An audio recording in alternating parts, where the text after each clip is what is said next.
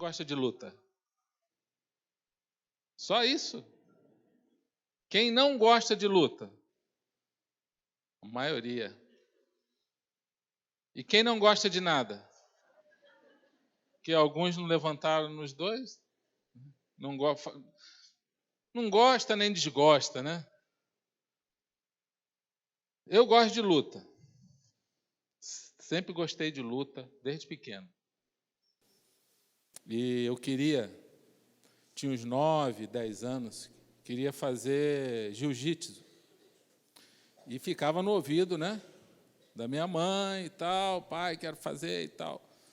E foi tanta pressão que acabei conseguindo convencer. O meu pai também gostava, mas a minha mãe puxava para trás. E ela acabou cedendo. Ela falou, tá bom, vou contigo lá, vamos fazer a inscrição, tal. Fomos numa academia, a uns 300 metros lá de casa, tinha uma academia de jiu-jitsu. E ela fez a inscrição e foi muito legal, foi um dia emocionante. 2 vezes por semana eu estava ali naquela academia com as outras crianças, aprendendo com um professor legal, dedicado e muito bom. E eu já comecei a virar até professor, ensinando meus colegas lá no prédio, onde eu morava, dando uns golpes, né? E muito bom, muito legal. Só que, um belo dia, a minha mãe ela foi na rua e resolveu dar uma passadinha na academia para assistir uma aula. E aquele era o dia de aula, ela falou, vou passar lá para ver e tal, vou assistir uma aula. E quando eu vi ela chegando e ela sentou lá, eu falei, ih, rapaz, será que vai dar zebra esse negócio aqui? Aí ela fez assim para mim, eu fingi até que não vi, porque nessas horas, né, é mico, né? A mamãe veio assistir o filhinho lutar. E aí eu falei, não, tal, os amigos aqui, a mamãezinha dele está ali, vai ver de perto a luta. E tal, começou a aula, os rolamentos, aquecimento e tal, tudo legal. Alguns treinamentos de golpes e tudo, e aí começaram as lutas, algumas lutas, o professor ia escolhendo um para lutar com o outro e tal. E numa luta lá de 2 meninos, um deu um estrangulamento no outro e ele, apagou. Aí eu só vi de longe, minha mãe já levantou. Já estava quase entrando no tatame. Eu falei, Senhor, meu Deus, e agora? Aí eu só vi minha mãe fazendo assim, ó. Acabou com a minha carreira de lutador, que demorou 3 meses. Já saímos dali decidido, que ela falou, tu vai ser qualquer outra coisa, menos lutador, tu não vai fazer mais isso não. E ali já voltou lá, encerrou tudo, avisou o professor tentou argumentar com ela, nós tentamos, fizemos uma outra reunião em casa, e negócio fechado, sem luta, você vai fazer qualquer outra coisa, menos lutar. E a luta é muito boa, essa luta física. E aquela do UFC também, quem gosta do UFC aí? É legal, né, aquele negócio. E a Claudinha fala, mas como é que você gosta disso? Eles estão socando a cara um do outro. Aí eu só não gosto daquela quando machuca, tinha que ter uma proteção. Mas aquilo ali é muita técnica. Se você soubesse quanto aquilo ali de treinamento, de uma conjugação de artes marciais, tem judô, tem karatê, tem muay thai, tem boxe, tem jiu-jitsu, tem de tudo misturado ali.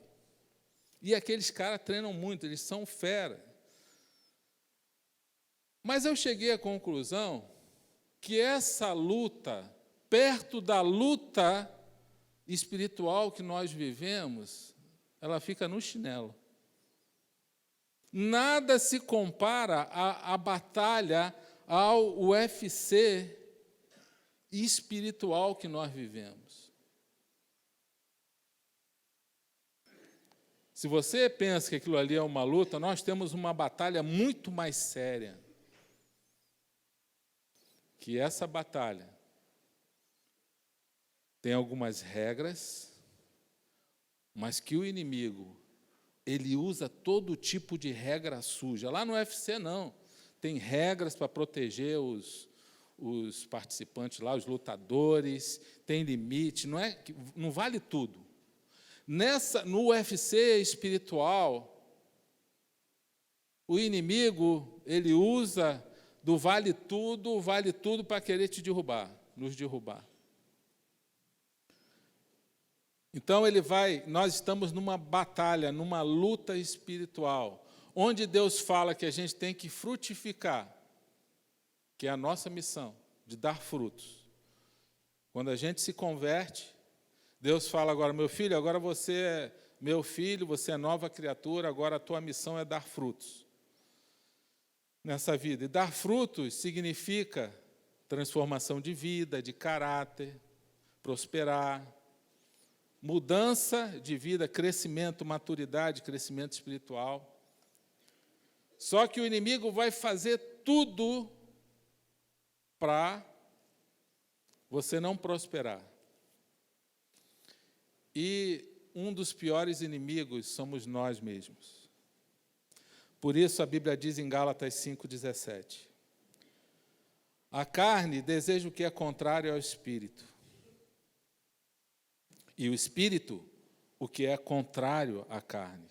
Eles estão em conflito um com o outro.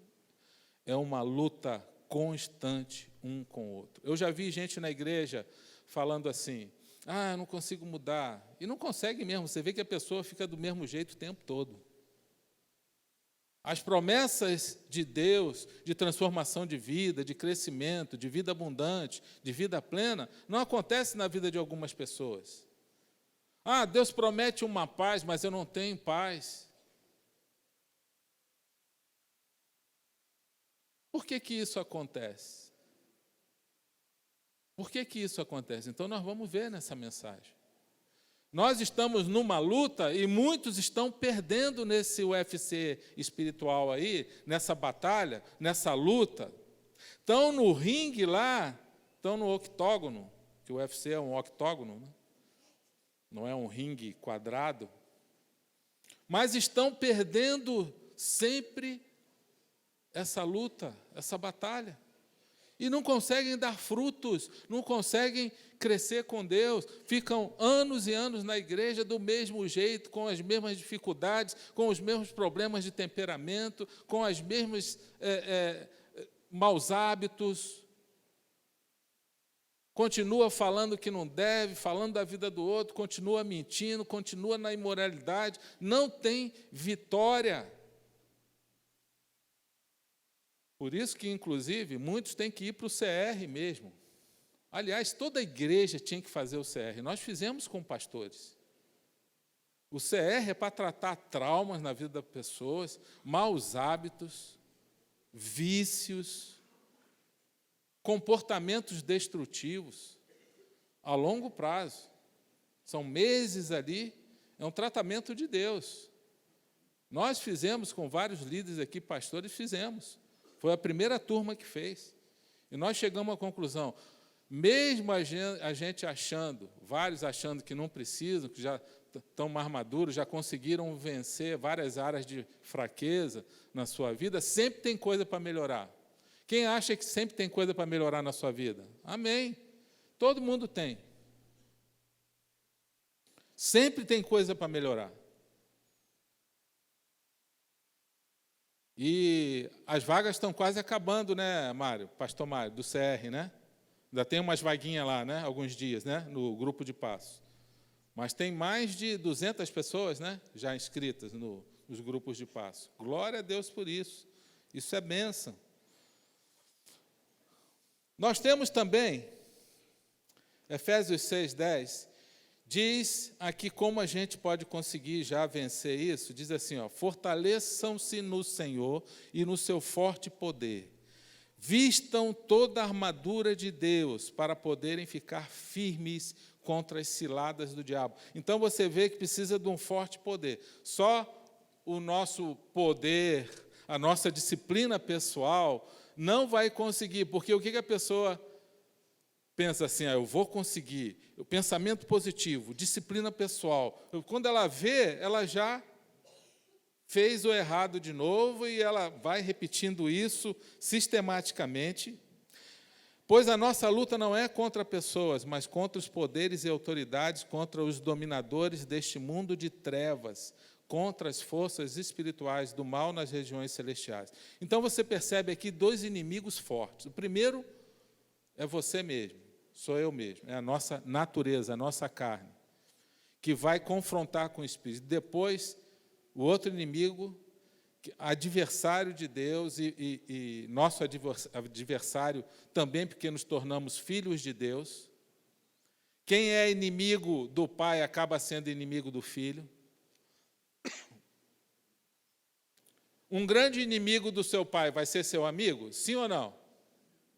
Como é que você vai ser um grande amigo, uma aliança com quem é um grande inimigo do seu pai? Não tem como. Depois que a gente se converteu, ganhamos um outro inimigo.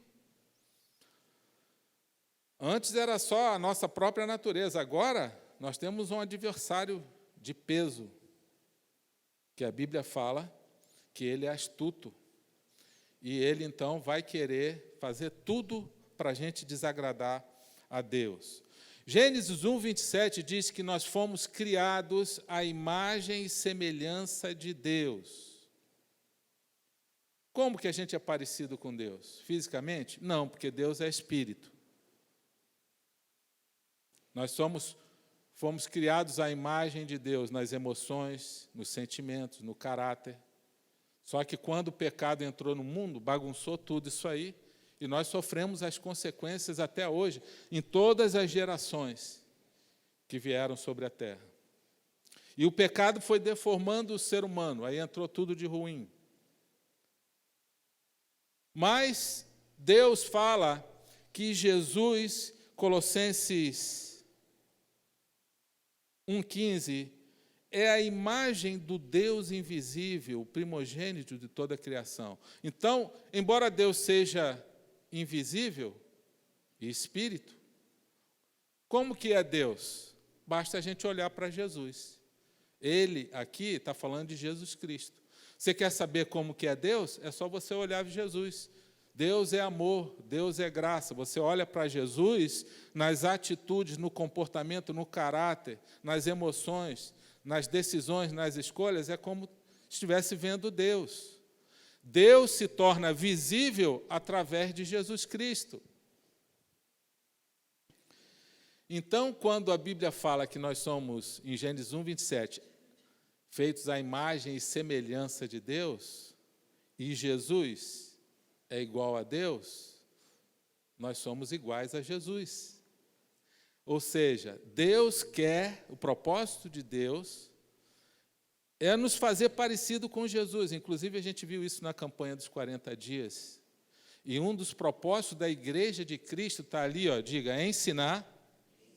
Ensinar a igreja a fazer o quê? A se parecer com Jesus. Então, o dar frutos, o que significa dar frutos? É se parecer com Jesus. A gente começa a dar fruto buscando o quê? Parecer com Jesus, sendo bondoso, sendo perdoador, amor, praticando o amor, a justiça, a graça, o perdão. Todos aqueles frutos do Espírito. Agora, qual é o foco do inimigo? Qual é o propósito dele? Que é o espírito do antideus, o espírito do anticristo. Qual é o foco dele? Fazer a gente ser diferente de Jesus. Ele quer que a gente seja diferente de Jesus. Deus quer que a gente seja parecido com Jesus. Satanás quer que a gente seja diferente. Ou seja, que as nossas escolhas, as nossas decisões, emoções, caráter, estilo de vida, que a nossa vida não tenha nada a ver com aquilo que Jesus faria, com aquilo que Jesus decidiria, escolheria. Esse é o alvo do inimigo para a nossa vida. Você precisa saber disso. Deus quer que a gente pareça com Jesus. O diabo quer que a gente seja diferente em tudo de Jesus. Que a gente se pareça com o inimigo, que a gente se pareça com o mundo. E esse espírito do anticristo, o espírito que é contrário, que é anti-Deus, ele age no governo, nas mentes que são capazes de decidir os destinos de uma nação. Ele age nas lideranças de organizações, de empresas, tudo para promover o espírito do anti-Deus, do anticristo. E isso é uma luta constante. É uma luta todo dia que a gente vai enfrentar isso. Todo o tempo você precisa saber. E isso começou lá, desde o início. Lá em Gênesis 3 começou isso aí. Satanás se apresenta ali, entra num animal, numa serpente, e aborda Eva. E ali ele, então, dá um ataque certeiro, porque, na verdade, ele não pediu adoração a ele. Satanás ele é muito esperto. Se ele abordar alguém aqui, se o Satanás abordar uma pessoa e se identificar como o diabo e pedir adoração para ele, ninguém vai querer. Ninguém vai querer. Principalmente se ele se apresentar daquela forma assustadora, com rabos, chifres, aquele rosto transfigurado, aquele monstro, como é aquela figura lá da Idade Média que a igreja produziu, mas não tem nada a ver com a realidade. Satanás vai se apresentar, muitas vezes, naquele homem bonito, um príncipe, que você vai pensar assim, encontrei o príncipe da minha vida, né? Mas não tem aliança com Deus e vai te fazer sofrer por anos. Muitas vezes é assim, ele é enganador e também vai se apresentar como uma mulher maravilhosa, uma mulher linda, mas que depois vai te colocar alguns galhos na cabeça. Essa é a verdade. E vai atrapalhar a tua vida em tudo, como Satanás, ele é astuto, ele nunca vai se apresentar realmente como ele é. E ele fez isso com Eva. E ele sempre traz no pacote dúvida e confusão mental para distorcer a verdade. Ele lança uma palavra para Eva e ele diz: Deus falou para não tocar em nenhuma árvore do jardim. Foi isso que ele falou? Sim ou não? Não, ele falou que só não podia tocar em uma árvore. A árvore do bem e do mal, que está no meio do jardim. Aí a Eva falou, não, mas ele falou que poderia comer as outras frutas, só não poderia tocar a árvore do meio, porque a gente ia morrer. Aí Satanás lança outra palavra, certamente não morrerás. Aí ele já põe em dúvida o amor de Deus. Porque Deus sabe, agora ele já está falando, querendo conhecimento. Deus sabe que se você comer desse fruto, seus olhos se abrirão e você se tornará como Deus. Qual foi o pecado de Eva e de Adão? Porque eles quiseram se tornar como Deus. Ou seja, eles quiseram adoração para eles. Foi o mesmo pecado de Satanás. Ele quis a glória para ele. Por isso que ele foi lançado do céu sobre a terra, né? Foi expulso e ainda a Bíblia diz que ele levou muitos anjos com ele, que se rebelaram contra ele.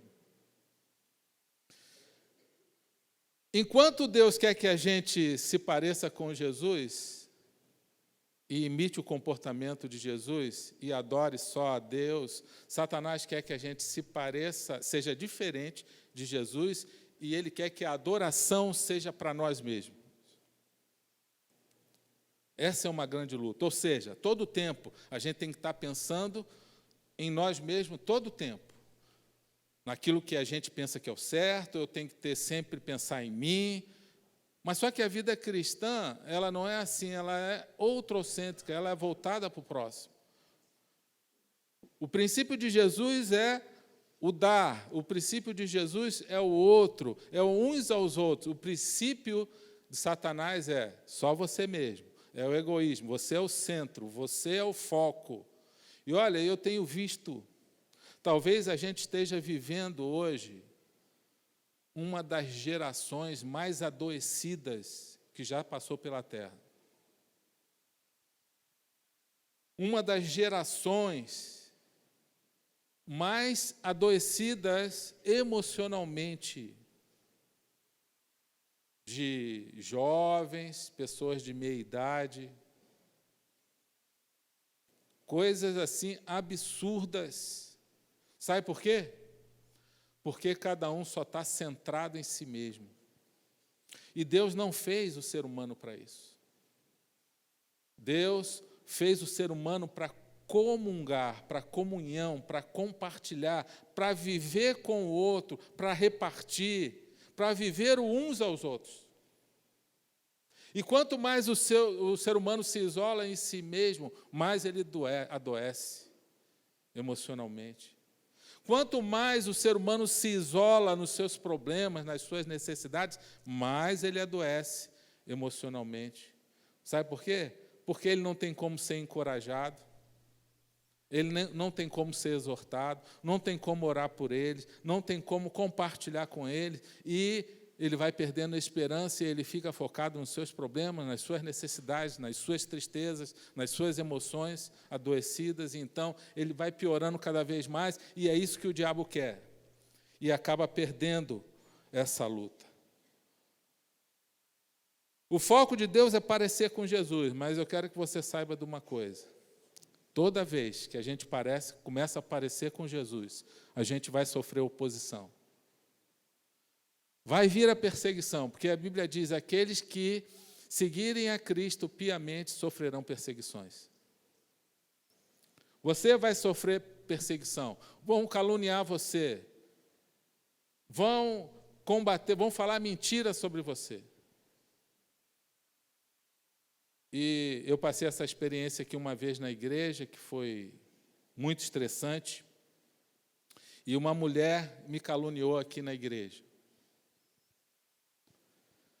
E essa mulher, ela trouxe uma amiga, segundo ela, para a igreja, que ela conheceu no Facebook, e essa amiga apontou para mim e falou assim: esse pastor? Eu conheço ele. Ele teve um caso com uma mulher lá no quartel, é um adúltero, eu não venho mais nessa igreja. Aí, quando eu soube disso, como é que eu soube disso? Algumas mulheres fizeram um chá, cuidado com chá de mulheres. Por isso que quando alguém fala assim, vai ter um chá de mulheres, eu já fico orando: Senhor, coloca a tua mão poderosa lá na frente, segura as línguas, os ouvidos. Tiveram um chá e estavam fazendo esse chá regularmente, algumas mulheres. E uma irmã da nossa igreja foi nesse chá e ouviu esses comentários lá. E falou: olha, o que é isso? Não, isso aí não é verdade, não. Eu conheço ele desde o início da igreja. Não, mas é o que estão falando e tal. Ele teve uma mulher lá no quartel e tal. E aí essa pessoa que me contou falou: olha, vocês têm que falar isso para ele. Não ficar falando isso num grupo. Ele sabe disso?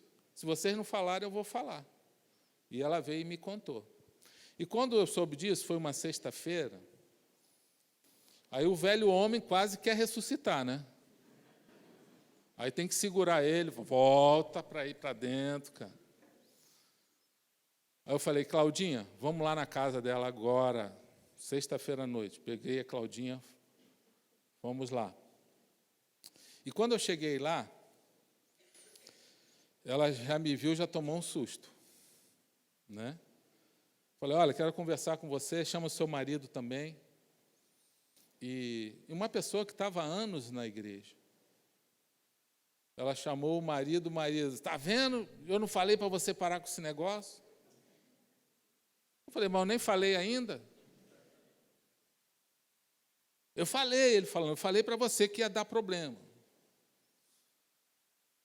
Para toda Jezabel, aprenda uma coisa. Tem um Acabe junto. Então, você que reclama muito da sua mulher, que ela é rebelde, é isso, pode ter certeza que tem algo de Acabe em sua vida. Aquele homem ficou lá parado, envergonhado, e eu falei, olha, eu estou sabendo que você está falando aí que eu tive um caso com uma mulher, que história é essa? De onde tu tirou isso? Não, porque eu levei uma amiga que eu conheci no Facebook, lá na igreja, ela olhou para você e falou, esse cara eu conheço ele teve um caso com uma mulher no quartel. Ela falou isso. Eu falei, e você acreditou nisso? Você acreditou nisso aí? Ela né? Eu falei, olha, você orou tanto tempo pelo seu marido se converteu. Lembra disso? Você orou por ele, Deus teve a misericórdia, e esse homem se converteu, e ele estava crescendo com Deus, se batizou, depois de anos. E você lembra, depois que ele se converteu, você começou a desviar. E, infelizmente, isso acontece com algumas mulheres. Eu já vi acontecer aqui na igreja, mais com mulher. O cara era alcoólatra, o cara batia na mulher, o cara aprontava, o cara se converte, depois quem desvia é a mulher. Estrambelha a cabeça dela, ela pensa, eu lutei até aqui, agora eu quero relaxar, Deus. E desvia. Já vi vários casos, não só aqui na nossa igreja, mas em outras também. E eu falei para ela, olha, você lembra que ele se converteu, você começou a se afastar, e você caiu em adultério? E eu te dei aconselhamento por 6 meses, você e seu marido. Seu marido queria te largar, porque você traiu ele. E durante meses, esse homem te perdoou, foi levado a te perdoar por Deus, pela graça e misericórdia. E você tem coragem de fazer isso? Contar uma mentira dessa? De uma pessoa que você conheceu, nós vamos lá agora na casa dessa pessoa. E aí, ela falou, não, eu não posso fazer isso, não vou. Eu falei, não, vamos lá agora. Porque a mentira se confronta com a verdade. E ela falou, e eu não vi que houve assim um coração perdoador. E eu falei para ela Provérbios 19:5. Provérbio 19:5 diz o seguinte, aquele que é falso testemunha, que calunia uma pessoa, não ficará impune. E eu falei para ela, olha, você me caluniou, mas mesmo sem haver arrependimento, eu perdoo você. Mas eu vou deixar essa palavra com você. Aquele que fala calúnia de uma pessoa, aquele que profere mentiras de uma pessoa, não ficará impune. E o homem, muito envergonhado, aí eu saí dali com a Claudinha, fiquei chateado com aquilo ali. E no domingo, se foi numa sexta, no domingo, eu trouxe isso para a igreja, isso tem uns 6, 7 anos atrás. E eu apresentei para as pessoas que estavam aqui no culto. Não citei o nome dela por misericórdia, mas eu disse, olha, uma pessoa fez isso, e eu vou entregar para Deus, mas muitos já sabiam até quem era. Muitos já sabiam. E Infelizmente, essa pessoa não veio mais na igreja. Isso mostra que ela não se arrependeu. O homem, tão envergonhado, parou de vir na igreja. E ele se divorciou dela. Casou com uma outra mulher bem mais nova, inclusive veio no culto aqui, há uns 6 meses atrás, com um bebezinho no colo. E o filho dela caiu nas drogas. E esse pai me ligou, desesperado, que é um jovem, esse menino. Pastor, o que a gente pode fazer para ajudar? Eu falei, vamos ajudar ele, vamos ajudar ele, mas ele tem que querer Jesus. Eu quero conversar com ele. E esse menino está nas drogas até hoje. E a mulher está sozinha. A gente não deseja o mal para ninguém. Eu vim aqui para a igreja e falei, olha, está desafiado, qualquer um. Eu desafio qualquer pessoa, qualquer demônio, a provar qualquer adultério meu, traição, em qualquer situação. Está desafiado. Né? Porque uma coisa eu tenho certeza, eu nunca traí, nunca adulterei. Agora, quando você começa a buscar, querer parecer com Jesus, você pode ter certeza que você vai enfrentar perseguição. E logo em seguida, na semana seguinte, eu estava meditando e eu li Mateus capítulo 5, abre a sua Bíblia aí, Mateus 5, 11, e eu comecei a me alegrar com tudo isso que aconteceu. A tristeza se foi embora. Porque Mateus capítulo 5, Jesus dá uma palavra aqui, que quando você realmente começa a seguir aquilo que Deus quer para a sua vida, você vai enfrentar algumas situações. 5:10. Bem-aventurados perseguidos por causa da justiça, pois deles é o reino dos céus. Quando por minha causa os insultarem, os perseguirem e levantarem todo tipo de calúnia contra vocês, alegrem-se, diga, alegrem-se. Regozijem-se, porque grande é a sua recompensa nos céus. Quem trabalhou comigo aqui, tem alguém aqui da minha época lá, do quartel? Não, né? Como é que eu ia? Eu liderava um trabalho no quartel, tinha culto no quartel que eu era responsável. Toda quarta-feira tinha um culto no quartel, se convertia um monte de gente. Vários soldados, cabos, sargentos, oficiais. Eu era o líder, eu é que estava lá, a gente fazia a escala, a gente organizava o louvor, a gente organizava as pregações, tinha o rodízio das pregações. Todo mundo me conhecia. E anos depois, Satanás tenta atingir a igreja aqui com uma calúnia. Quando eu li esse versículo, eu falei, Deus, obrigado, Senhor, me alegrei, isso aí me caluniaram. Vão caluniar você. Quando você começar a se sentir perseguido por causa de Jesus, é porque você está fazendo a coisa certa. Alegre-se, regozije-se, porque é o que Deus está falando para você. Vão te perseguir. Aí você fala, Senhor, que legal, obrigado. Deus, eu estou parecendo contigo, por isso que eu estou sendo perseguido. Jesus falou, me perseguiram? Você acha que não vão perseguir você? Foi um dos momentos difíceis, mas depois só não acabou bem porque eu fiquei com pena daquela pessoa, pena daquela família. E ele, o homem, está feliz da vida, apaixonado por uma mulher mais nova, com outro filhinho, tocando a vida dele, e ele feliz da vida, só está querendo ajudar o filho a resolver esse problema das drogas, e a mulher está sozinha, nenhuma filha mora mais com ela, porque já casaram.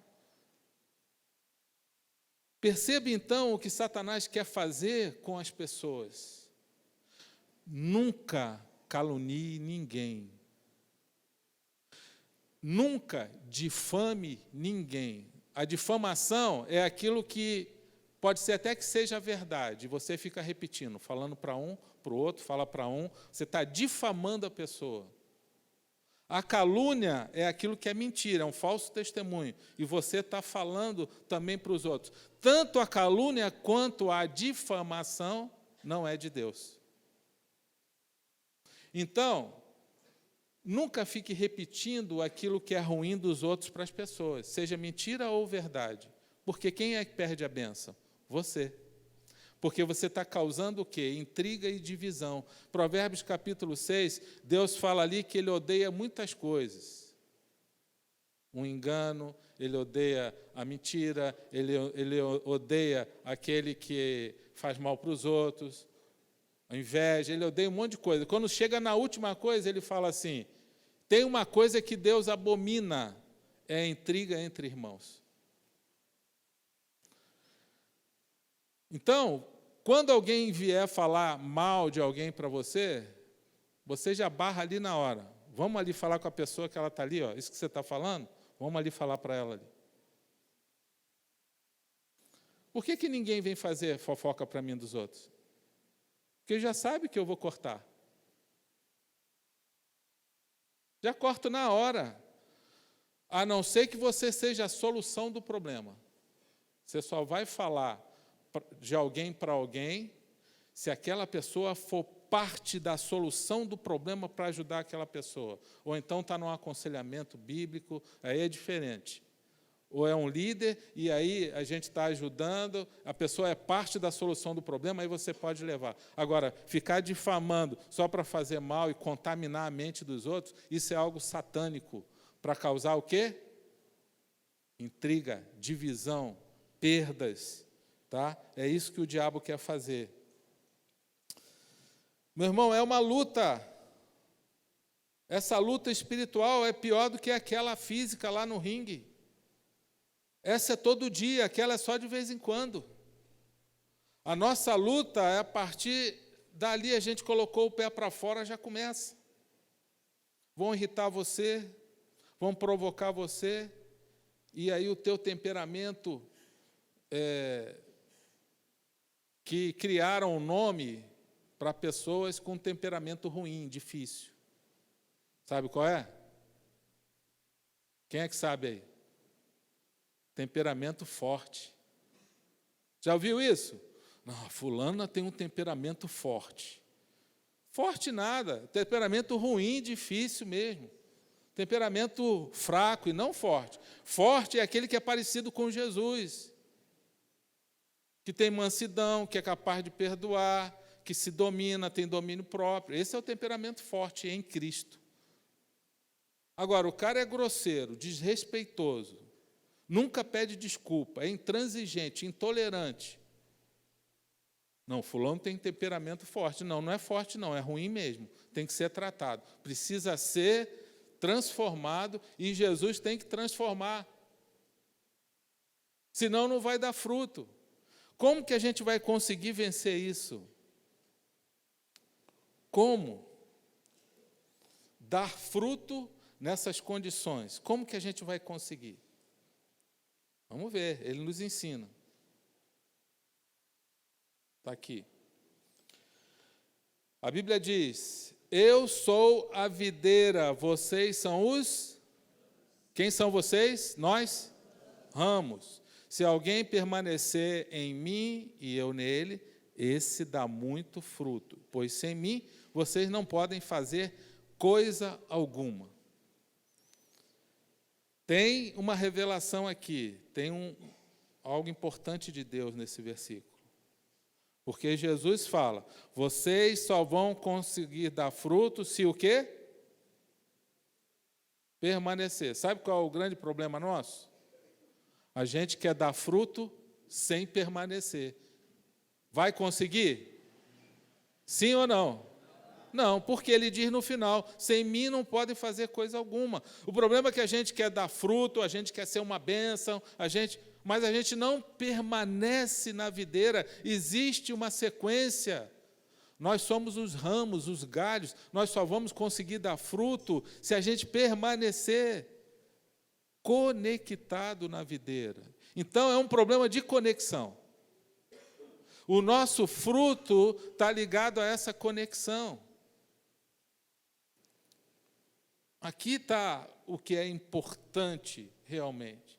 E que é a ação do Espírito Santo, o Espírito de Deus, não o Espírito do Anticristo. O Espírito Santo é que vai nos ajudar a parecer cada vez mais com Jesus, e aí nós vamos dar frutos. Quais são os frutos do Espírito? Está lá em Gálatas 5:22. Quem é que lembra aí? Hein? Que são as qualidades de Jesus. Vamos falar aí. Hein? Amor, o que mais? Mansidão, paciência, domínio próprio, o que mais? Vamos lá. Quem dá mais? Fidelidade, alegria, domínio próprio, já falou, o que mais? Benignidade, paciência. Quem acha que precisa de alguma coisa dessa aí, que precisa melhorar? Tem alguém assim que está zerado? Não, pastor, eu estou varão perfeito. Estou varão perfeito e não preciso melhorar nada disso aí. Quem é que tem? Tá, alguém assim? Um irmão veio falar comigo, falou, pastor, minha filha quer se batizar. Falei, que bom, mas eu não quero não, ela não mudou nada, ela não faz as coisas, não ajuda a mãe dela, nem arruma a cama ainda. Eu falei, precisa arrumar a cama para batizar? Aliás, quem inventou esse negócio de arrumar a cama? Se a gente tem que desarrumar, arrumar, e já deixa desarrumado, meu irmão.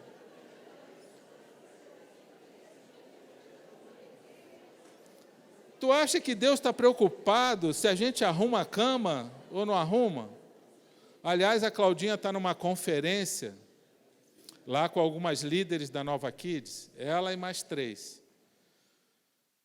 E eu estou sozinho em casa. Você acha que eu arrumei cama? Não que eu seja relapso, desorganizado, mas eu penso assim, só estou eu em casa, a cama está ali, já está tudo pronto. Até o buraco do colchão já está certinho ali, você encaixa ali, só pega o cobertor, o edredom, joga por cima, já está tudo pronto. Eu falei para ele, meu irmão, vou te fazer uma pergunta. Você precisa mudar alguma coisa? Não, pastor, não. Não, estou te perguntando. Você precisa melhorar alguma coisa ou você já está prontinho, zerado? Não precisa tratar nada na sua vida, vamos lembrar dos frutos do Espírito, você é amor, você é alegria, você é paz, você é fidelidade, você está tudo certinho. Não, pastor, tem sempre uma coisinha para mudar. Falei, então, rapaz, tu quer privar a sua filha de batizar? Olha, eu já vi jovem que foi impedido de ser batizado pelos pais. Quando ele chegou lá com 14, 15 anos, o pai estava implorando para ele batizar. Aí ele falou, agora eu que não quero mais. Eu experimentei coisa melhor lá fora. Quando o menino queria, o pai ficou segurando, porque ele queria um filho perfeito. Nem ele era perfeito, nem ele era. Não existe ninguém perfeito. E eu já vi pai cobrando isso do filho. Você não batizou? Agora está aí fazendo malcriação. Isso é uma covardia. Não se faz isso. Olha, você não vou deixar você batizar, não. Só quando você melhorar, quando você mudar de vida. Onde é que está isso na Bíblia? Me mostra. Se você encontrar na Bíblia, a gente vai seguir. Aí fica o pai colocando um peso sobre a criança querendo Deus, querendo mudar. É igual aqueles pais que dão castigo no filho, você está de castigo, você não vai no acampamento dos teens. Meu irmão, tu está jogando no time de Deus ou no time do diabo? Que castigo doido é esse? Você está de castigo, você não vai na igreja. Aquilo, você está de castigo. Aquilo que for bênção na tua vida, que for transformar a sua vida, a partir de hoje está proibido. Aí o diabo, opa, comigo mesmo.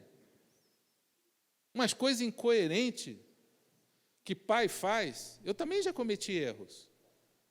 Mas a gente vai ficando mais velho, mais maduro, e a gente vai vendo as besteiras que a gente fez. E que a gente cooperou com o diabo na educação dos nossos filhos. Você se excedeu com seu filho em algum momento? Seja homem de Deus, chega lá, filho, me excedi, me perdoe, eu falei de um jeito, ou eu agredi você, não foi certo. Isso é papel de homem de Deus. Ou eu estava querendo cobrar de você algo que, na verdade, não é de Deus. Agora, perceba bem aqui, o estar na videira permanecendo. Por que muitas pessoas não dão fruto? Porque elas permanecem por um tempo e depois elas desconectam da videira. E aí o que acontece com o ramo que foi tirado da videira? Você já viu nascer algum fruto num galho cortado? Não vai nascer. Não tem como receber aqueles insumos, nutrientes da videira que vão gerar vida ali. E isso é sobrenatural. É sobrenatural. O dar fruto, Deus fez isso lá na árvore. Por que Jesus compara com uma árvore? Porque o dar fruto é sobrenatural. Não tem como você chegar ali e querer mudar ou interferir no processo que Deus criou. É sobrenatural o dar fruto. Mas se você não permanecer, se você não estiver ligado, conectado na videira, você não vai dar fruto. E essa videira é Jesus Cristo, você precisa estar nele. Você precisa estar com o teu coração nele, o Espírito Santo agindo na tua vida para produzir tudo isso que vocês falaram aí, que são os frutos do Espírito. A gente começa a dar fruto vivendo, recebendo esses frutos do Espírito, e aí a gente começa a parecer com Jesus. A gente começa a parecer com Jesus quando a gente começa a demonstrar amor pelos outros, quando a gente começa a ter um coração bondoso, um coração perdoador, ter domínio próprio. A gente só vai conseguir isso se a gente permanecer na videira. Por isso que ele fala no mesmo capítulo, no versículo 10, ele diz como permanecer na videira. Você quer permanecer na videira? Quem quer permanecer aqui na videira? Diga eu. Olha aqui, se vocês obedecerem aos meus mandamentos, permanecerão no meu amor, assim como tenho obedecido aos mandamentos de meu Pai, e em seu amor permaneço. O verbo aqui, o segredo é o permanecer. Para a gente permanecer na videira, a gente precisa estar obedecendo a Jesus. Jesus fala para você parar de ir para a pornografia, tem que parar. Ah, mas eu não consigo. Precisa de ajuda. A pornografia é tão terrível que eu cheguei à conclusão que a pornografia, na verdade, é falta de fé, é incredulidade. Ah, mas como você chegou nessa conclusão? É simples. Quando você que já caiu na pornografia, quando você viu a pornografia, a sua mulher, o seu filho estava do lado? Alguém já viu alguém caindo na pornografia assim, do lado do filho, da esposa? Alguém já viu? Alguém cai na pornografia assim, sim ou não? Não. Quando alguém cai na pornografia, é normalmente o quê? Sozinho. Principalmente quando está ocioso. Homem mais ociosidade é uma fórmula matemática, é igual à imoralidade. Ele está sozinho. Aí ele cai na pornografia. Não deveria, mas cai. Sabe por que ele cai na pornografia? Porque ele não crê, na verdade, que Jesus está ali com ele, que o Espírito Santo está dentro dele e está vendo tudo aquilo que ele está vendo.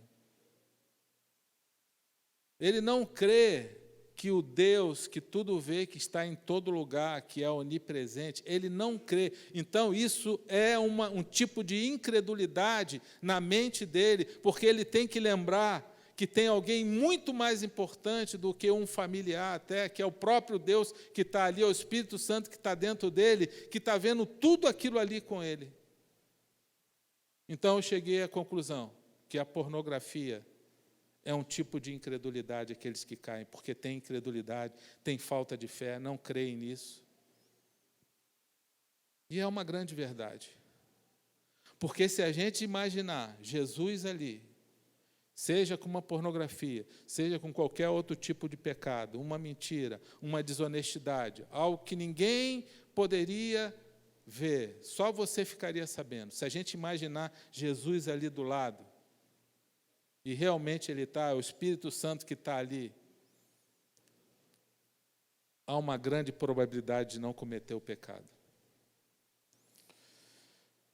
Ele diz que tem que obedecer. Qual a área da sua vida que você está desobedecendo a Deus?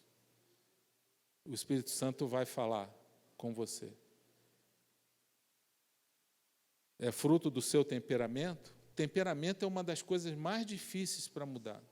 Uma mulher falou: pastor, eu tenho um problema com temperamento. Eu desrespeito meu marido, eu quero mandar nele, eu quero sempre controlar tudo. E realmente é fruto do temperamento, um temperamento difícil. Trate, vá, compartilhe isso com pessoas, vá para o CR, isso não é da noite para o dia que se muda. Temperamento e caráter é uma das áreas mais difíceis de mudar, mas Deus muda. Amém? Senão ele não é Deus, senão a gente está brincando de igreja.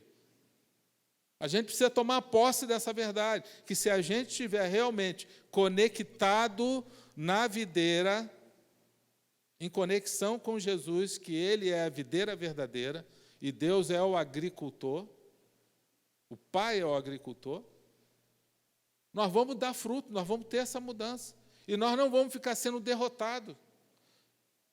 E sabe o que significa ficar derrotado? É ficar o tempo todo na igreja, 1 ano, 5 anos, 10 anos, 15 anos, e do mesmo jeito, não muda nada, continua com os mesmos pecados, os mesmos vícios, os mesmos traumas, os mesmos problemas, não tem crescimento, não tem maturidade espiritual. Tem alguma coisa errada, meu irmão. Deus nos chamou para dar frutos, mas para dar fruto precisa permanecer na videira. Além de estar conectado na videira, a gente precisa estar conectado. No versículo 12 ele fala: amem uns aos outros como eu amei, é mandamento. Então precisa estar conectado com o próximo. Você está conectado com Jesus e conectado com pessoas. E aí, sabe o que Deus faz? Deus começa a agir no sobrenatural. Deus começa a agir no sobrenatural para transformar a vida dessa pessoa. E ela vai sendo transformada, não é na base da disciplina pessoal. Porque a disciplina pessoal a gente vai tentando. É igual dieta. Quem já tentou dieta aí e parou um monte de vezes? Tem gente até dando glória a Deus, né? É igual dieta, tenta um monte de vezes, daqui a pouco está fazendo tudo de novo. Sabe por quê? Não mudou aqui dentro. O sobrenatural, a pessoa, ela começa a se controlar. Não, eu não vou mirar, vou me disciplinar, Deus. Mas ela não quer permanecer, então ela vai tentando na disciplina pessoal. Não aguenta. Daqui a uma semana ela escorrega de novo. Puxa, eu quase consegui, explodi de novo. E aí fere todas aquelas pessoas, começa primeiro com os de casa, depois no trabalho e na igreja, onde a pessoa convive. E isso é com a mentira, isso é com a imoralidade sexual. Seja qual for a área de pecado na nossa vida, nós vamos conseguir vencer, Jesus fala, sem Ele nada podemos fazer. Por quê? Porque Ele sabe que a gente precisa permanecer na videira, conectado na videira para a gente dar fruto. Se a gente não permanecer na videira e se a gente não tiver conectado com irmãos e em obediência a Jesus, a gente não vai conseguir. Só assim a gente vai conseguir andar no Espírito de Deus. Viver ou andar no Espírito é o mesmo termo que a Bíblia fala. O contrário disso é andar na carne. Quem anda na carne não pode agradar a Deus. Se a gente andar no Espírito, se a gente andar com essa consciência, a gente precisa ter essa consciência da presença de Deus, essa presença do Espírito Santo em nós. A todo momento, a gente não pode desconectar. Essa consciência é importante. Se a gente perder essa consciência e começar a querer viver na própria consciência, focada em si mesmo e não em Cristo, a gente vai andar na carne. Essa foi a proposta de Satanás para Eva. Adore a si mesmo. Viva focado em si mesmo. Nós temos que estar focado na videira, em Cristo. Aí nós vamos conseguir andar no Espírito. Por isso digo, vivam pelo Espírito e de modo nenhum satisfarão os desejos da carne. Amém? Quem quer andar no Espírito aí? Quem quer dar fruto para Jesus aí? E eu quero que você faça, agora já vá pensando, o que o Espírito Santo falou ao teu coração nessa manhã? Sobre o que tem impedido você de dar frutos como Deus quer, no tempo de Deus. Fala com o Pai agora. Fala com Deus. Senhor, abre teu coração para Ele. O primeiro passo para a gente mudar é reconhecer aquilo que está errado. Pedir perdão, Senhor. O Espírito Santo já deve estar falando ao teu coração agora. Áreas da tua vida que precisam ser tratadas, que precisam ser transformadas. E para isso que Jesus veio, para nos ajudar nessa missão de parecer com Ele, de frutificar. É uma batalha, mas não desanime. Você vai tentar muitas vezes e não vai conseguir, mas continue perseverando. Persevere no Senhor, porque Deus é fiel. Ele promete, jamais te deixarei, jamais te abandonarei. Prossiga com o Senhor. Quebrante teu coração. Deus nos chamou para dar frutos, mas Ele não quer que a gente faça isso sozinho. Ele quer que a gente esteja com Ele. Ele é a videira, nós somos os ramos. Ele quer nos ajudar. Sem Ele nada podemos fazer. Pai, nós oramos a Ti agora por cada pessoa que quer dar fruto aqui. Sabemos que sem Ti nada podemos fazer. Nos ajude nessa missão. Limpa nosso coração. Aqueles que estão de coração agora sincero, reconhecendo falhas e pedindo perdão ao Senhor, nós pedimos perdão, Senhor. Somos falhos, imperfeitos, carecemos da Tua graça e misericórdia. Sem Ti nada podemos fazer. Nos ajude, Senhor. Nós queremos dar frutos onde nós estivermos. Queremos ser bênçãos. Nos ajuda, Senhor, a começar em casa, tratando bem aqueles que estão ali, Senhor, que o Senhor confiou a nós, porque a Tua palavra diz que aquele que não cuida dos seus tem negado a própria fé e é pior do que o incrédulo. Nos ajuda, Senhor, a dar um bom testemunho em casa, a dar fruto em casa, a sermos bons filhos, bons pais, marido e esposa. Senhor, é um desafio. Precisamos começar ali, mas o Senhor quer que a gente alcance, que a gente cresça, que a gente dê bom testemunho no trabalho, na igreja, na vizinhança, onde estivermos. Nos ajude, Senhor, não deixe o nosso eu falar mais alto. Nós queremos que o Teu Espírito Santo fale mais alto em nós. Nos ajuda, nos dê sabedoria e unção para fazer a Tua obra, porque sem Ti nada podemos fazer. Em nome de Jesus. Amém. Amém?